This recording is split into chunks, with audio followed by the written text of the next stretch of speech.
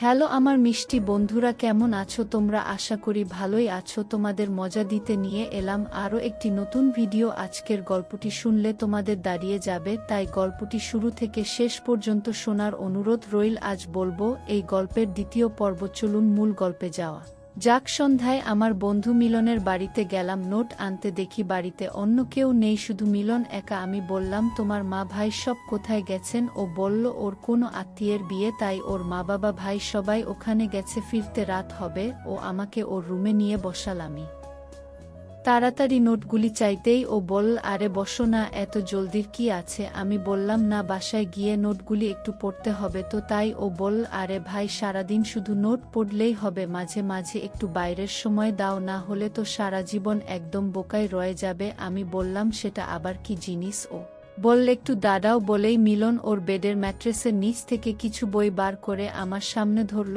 আমি জিজ্ঞাসা করলাম, কি এইগুলি? ও বলল, হাতে নিয়ে নিজেই দেখো না। আমি একটি বই হাতে নিয়ে খুলে দেখি রঙিন ছবি। আমার মনে এক ধরনের কৌতূহল জমা হলো, আর আমি ছবিগুলি একটা একটা করে দেখতে থাকলাম। জীবনে এরকম বই আমি আগে কখনো দেখিনি। বুঝলাম মিলন অনেক দূরে এগিয়েছে। ও আমার দিকে তাকিয়ে জিজ্ঞাসা করল, চাইলে তুমিও নিতে পারো আমার কাছ থেকে, পরে আবার ফেরত দিয়ে দিও। আমি এক এক করে অনেকগুলি বই দেখলাম, এর মধ্যে অনেকগুলি আবার গল্পসহ। আর কি আমি বুঝতে পারছিলাম না কি করব, নেব নাকি নেব না। নিতে তো ইচ্ছে করছে, কিন্তু যদি মাম বুঝতে পারে। মিলন খুবই চালু টাইপের ছেলে। ও আমার মনের অবস্থাটা বুঝতে পারল এবং বলল, আরে কোনো ভয় নেই, নিয়ে যাও তো। বই পড়বে না তো কি, বুড়ো হয়ে গেলে পড়বে? আমি মনে মনে বললাম, যা হয় একটা নিয়ে তো যাই। আমি সুন্দর ছবি ওয়াল একটা গল্পের বই নিয়ে নিলাম। এর মধ্যে আমার মোবাইলটাও বেজে উঠল। দেখি মাম ফোন করেছেন।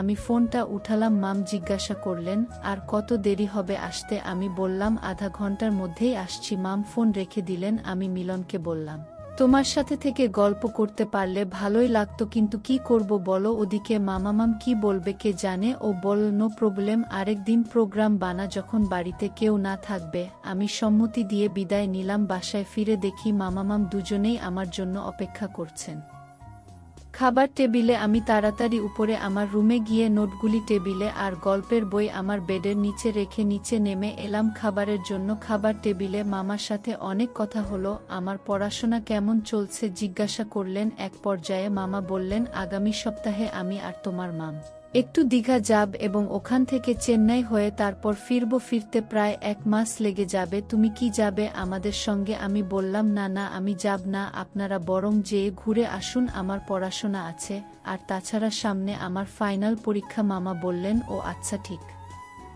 আছে, তোমার খাওয়া দাওয়া বানানোর জন্য কাজের মাসি থাকবেন, আর তোমার মামির ছোট বোন লিমাও আসছে আগামী সপ্তাহে, ও রমার দেখাশোনা করবে এই কদিন। আমি বললাম, ঠিক আছে মামা, আপনারা আমাকে নিয়ে এত চিন্তা করবেন না, আপনারা নিশ্চিন্তে গিয়ে ঘুরে আসুন। আমি খাওয়া শেষ করে হাত মুখ ধুয়ে আমার রুমে গিয়ে পড়ার টেবিলে বসেছি নোটগুলি নিয়ে। এর মধ্যে মাম রুমে ঢুকলেন। বললেন, কি এত দেরি হলো যে বাসায় ফিরতে? আমি বললাম, নোটগুলি বুঝে আনতে একটু দেরি হয়ে গেল। মাম বললেন, চলো না, আমাদের সাথে খুব মজা হবে। আমি দুষ্টুমি করে বললাম, না, আমি কাবাবের হাড্ডি হতে চাই না। মাম বললেন, খুব পেকেছ না? আমি বললাম, যেটা সত্যি তাই বললাম। মাম খুবই অনুরোধ করতে লাগলেন আমাকে নেবার জন্য, কিন্তু আমার যেতে মন চাইছিল না। যা হোক মামিকে বুঝিয়ে রাজি করালাম আমাকে না নেওয়ার জন্যে। মামি গুড নাইট বলে ওনার রুমে চলে গেলে আমি রুমের লাইটটা নিভিয়ে দিয়ে টেবিল ল্যাম্পটা জ্বালালাম এবং বেডের নিচ থেকে গল্পের বই বার করলাম। আমি এবার একটা গল্প পড়তে শুরু করলাম। আমি উঠে বাথরুমে গেলাম, মুখ হাত ধুয়ে রুমে এলাম। কিছুক্ষণ পর জলের পিপাসা লাগলো। মনে করলাম উঠে গিয়ে ডাইনিং রুম থেকে জলের বোতল নিয়ে আসি। দরজা খুলে নিচে ডাইনিং রুমের দিকে যাচ্ছি। ডাইনিং রুমের যাওয়ার সিঁড়িটা মামার রুমের পাশেই। হঠাৎ একটা শব্দ শুনে থমকে গেলাম এবং দাঁড়িয়ে বোঝার চেষ্টা করলাম কোথা থেকে শব্দটা আসছে। মুহূর্তেই বুঝে গেলাম কণ্ঠটা আমার মামির। মনে কৌতূহল জেগে উঠল। ভাবলাম দেখি না কি হয়। আস্তে আস্তে মামির দরজার সামনে এলাম এবং শোনার চেষ্টা করলাম। কথাগুলো বুঝতে অসুবিধা হলো না। ভিতরে কি চলছে? আমার মাম খুবই সুন্দরী, লম্বা 5 ফুট 4 ইঞ্চি হবে, মাঝার গড়নের, গায়ের রং উজ্জ্বল শ্যামলা, টিকালো নাক, চোখ দুটি হরিণীর মতো, মাথায় কোকড়ানো লম্বা চুল যখন চুলের সামনের অংশ এসে কপালের উপর পড়ে মামিকে দেখতে অপরূপ লাগে। মাম যখন হাসে তখন ওনার গালে সুন্দর টোল পড়ে। এক কথায় আমার মাম একজন আদর্শ ঘরণী। মামাকে খুবই ভাগ্যবান মনে হলো এরকম একজন সুন্দরী রমণীর স্বামী হওয়ার জন্য,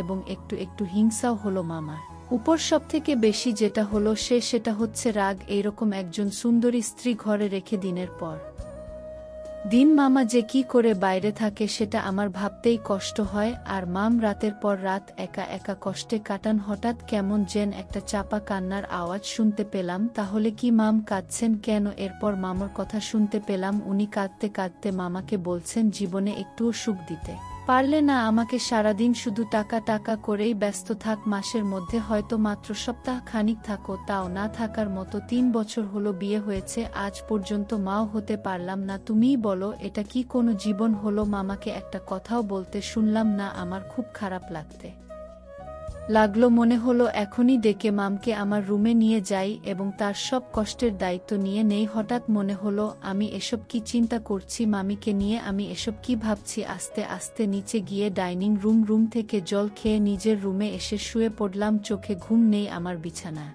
উঠে বসে একটা বই বার করলাম। চোখ ভেঙে ঘুম আসতে লাগলো। আমি বইটা আমার মাথার বালিশের নিচে রেখে টেবিল ল্যাম্পটা নিভিয়ে শুয়ে পড়লাম। সকালে ঘুম থেকে উঠে জলদি করে বাথরুমে গিয়ে ফ্রেশ হয়ে কলেজে চলে গেলাম। যাবার সময় যথারীতি মামির সঙ্গে দেখা হলো না, কিন্তু মামিকে একবার দেখতে খুব ইচ্ছা করছিল। মামা ঘরে ছিলেন, তাই আমার সেই ইচ্ছাটাকে মনের মাঝে রেখে কলেজের পথে রওনা হলাম। কলেজে গিয়ে মিলনের সঙ্গে দেখা হতেই ও এগিয়ে এসে বলল কি রাতে ঘুম কেমন হলো। তারপর হাসতে হাসতে দুজনে ক্লাসে চলে গেলাম। ক্লাসে টিচারের লেকচার ভালো লাগছিল না, মনে মনে শুধু মামিকেই ভাবতে লাগলাম। হঠাৎ করে আমার যে কি হলো বুঝতে পারলাম না। তাহলে কি আমি মামার প্রেমে পড়েছি? মাথার মধ্যে শুধু একটা চিন্তায় ঘুরপাক খেতে লাগল কখন বাসায় ফিরো আর মামিকে বুঝতে পারলাম মামার ভূত নামবে না, তাই মনে মনে পথ খুঁজতে লাগলাম। আবার ভয়ও করতে লাগলো যদি মাম রেগে যায় বা মামাকে বলে দেয় তবে কি হবে? আমার পড়াশোনা বন্ধ হয়ে যাবে, নতুবা কোনো মেসে উঠতে হবে। পড়াশোনা টিকিয়ে রাখার জন্য কি করব কিছুই ভেবে উঠতে পারছিলাম না। এভাবে ভাবতে ভাবতে কখন যে ক্লাস শেষ করে টিচার চলে গেছেন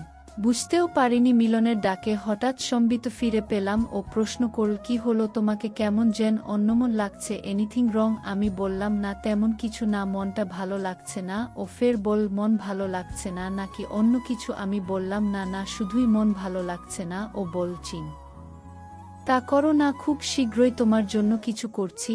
আমি এই বয়সে একটু আনন্দ না করলে মন কি ভালো লাগে? কথা বলতে বলতে দুজনে বাড়ির পথে পা বাড়ালাম। বাসায় ফিরে আমি সোজা নিজের রুমে ঢুকেই দেখি মাম আমার বিছানায় শুয়ে কি একটা বই পড়ছে। আমাকে দেখে তাড়াতাড়ি করে বইটা বন্ধ করে ফেল এবং আমার দিকে ঘুরে হাসি হাসি মুখে প্রশ্ন করল কি কেমন আছো, ক্লাস কেমন হলো? আমি হেসে উত্তর দিলাম ভালো। আজ ওনাকে একটু বেশি মিশুক ও বেপরোয়া মনে হলো। আমি সব ভুলে গিয়ে মামকে দেখছিলাম। হঠাৎ মামির কথাতে সম্বিত ফিরে পেলাম। মাম হেসে উঠল আমার অবস্থা দেখে এবং প্রশ্ন করল কি হয়েছে তোমার আজ? আমি মামুর দিক থেকে চোখ সরিয়ে নিয়ে উত্তর দিলাম কই কিছু না তো। মনে মনে বললাম আজ আমার নাই, তোমার কি হয়েছে? মামি কিন্তু মুখে প্রশ্নটা করতে পারলাম না। মাম এবার উঠে বসল এবং বলল যাও তাড়াতাড়ি হাত মুখ ধুয়ে খেতে এসো, আমি গিয়ে খাবার রেডি করি। বইটা হাতে নিয়ে মাম চলে গেল। তারপর হাত মুখ ধুয়ে ফ্রেশ হয়ে একটা টি শার্ট আর পাজামা পরে নিচে ডাইনিং রুমে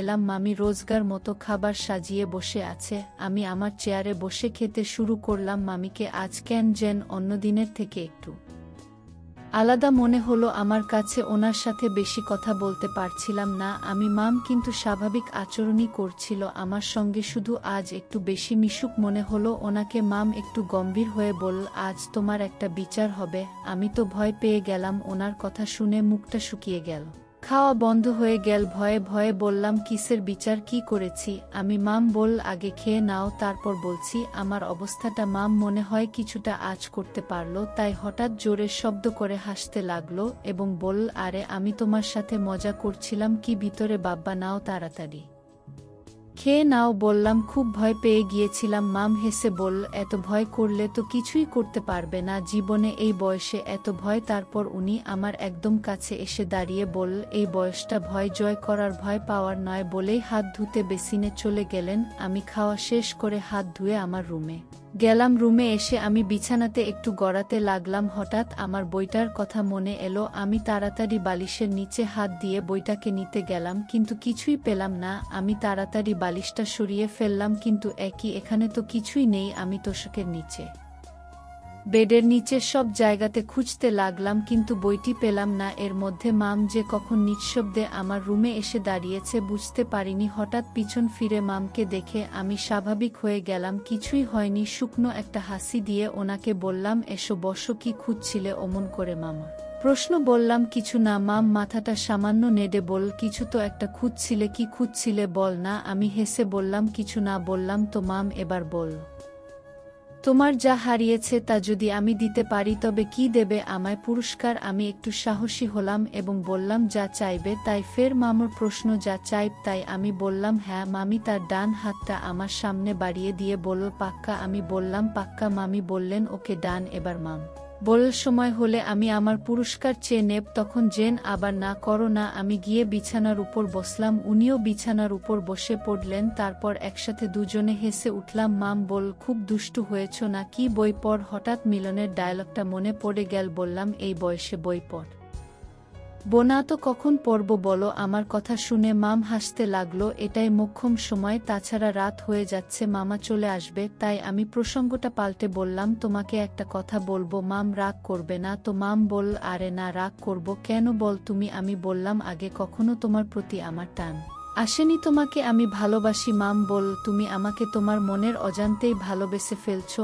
আমি বললাম, এটা কি ঠিক মামি? মামি বল, কেন ঠিক নয়? একজন মানুষ ভালোবাসবে, সেটাই প্রকৃতির নিয়ম। আর তাছাড়া সারাদিন তুমি আমার সাথেই থাক, গল্প কর, ইয়ার কি কর। যে কোনো মানুষ দিনের পর দিন একসাথে চলতে চলতে তারা যে একজন আরেকজনের প্রতি প্রেমে পড়বে, সেটাই তো ন্যাচারাল হতে পারে। তুমি আমার থেকে বয়সে ছোট, কিন্তু তাতে কি? ভালোবাসা কোনো বয়স মানে না। মামির কথা শুনে আমি অবাক হয়ে গেলাম। বলে, কি মাম? আমি বললাম, কিন্তু তোমার আমার এই বন্ধুত্ব তো সম্ভব নয়। মামি বলল, সেটাও জানি, সমাজের সামনে হয়তো আমাদের বন্ধুত্ব কখনো সম্ভব হবে না, কিন্তু সবার অজান্তে তো আমরা আমাদের সুখ দুঃখ শেয়ার করতে পারি। হঠাৎ করে আমার কাজের মাসির কথা মনে হলো। কোথায় উনি? আমি মামিকে রেখে তাড়াতাড়ি নিচে নেমে গেলাম। দেখলাম রান্নাঘর, ডাইনিং রুম, কোথাও উনি নেই। আমি তাড়াতাড়ি সিঁড়ি বেয়ে 4 তলায় উঠে গিয়ে ওনার রুমে দেখি উনি অঘরে ঘুমাচ্ছেন। কাজের মাসি আজ আর উঠবেন না। উনি সাধারণত সন্ধ্যার পর ঘুমিয়ে পড়েন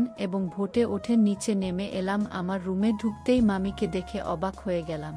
রুমের স্বল্প আলোতে মামিকে এক দেবীর মতো মনে হলো। মাম একটা হাসি দিয়ে আমাকে ডাক দিল। হঠাৎ মামির মোবাইলটা বেজে উঠল। দেখলাম মামার ফোন। মাম ফোনটা রিসিভ করল। মামাই, হ্যালো মামা। হ্যাঁ, শোনো না, আমি আজ রাতে আর বাড়িতে আসছি না। মামি, কেন, কি হয়েছে? মামা, না মানে একটা মিটিং এ বাইরে এসেছিলাম, বেশ দূরে। মিটিং শেষ হতে একটু রাত হবে এবং আমি গাড়ি নিয়ে একা একা এত রাতে ফিরতে চাইছি না, তাই কাল সকালেই আসবো। তুমি চিন্তা করো না মামি, নো প্রবলেম। তুমি যেটা ঠিক বুঝো সেটা কর। মামা, ওকে রাখি তাহলে। মামি, আচ্ছা, বাই বাই। মাম ফোন রেখে দিল আর অদ্ভুত আচরণ করতে লাগলো। কিছু সময় পর ঘড়িতে তাকিয়ে দেখি রাত 1টা বাজে। কখন যেত রাত হয়ে গেছে বুঝতেও পারিনি। আগামীকাল শুক্রবার, তাই কলেজ ছুটি। আজ সারারাত না ঘুমালেও কোনো অসুবিধা নেই। সকালে ঘুম থেকে উঠে মামকে বেশ হাসি খুশি মনে হলো। আমিও বেশ খুশি হলাম।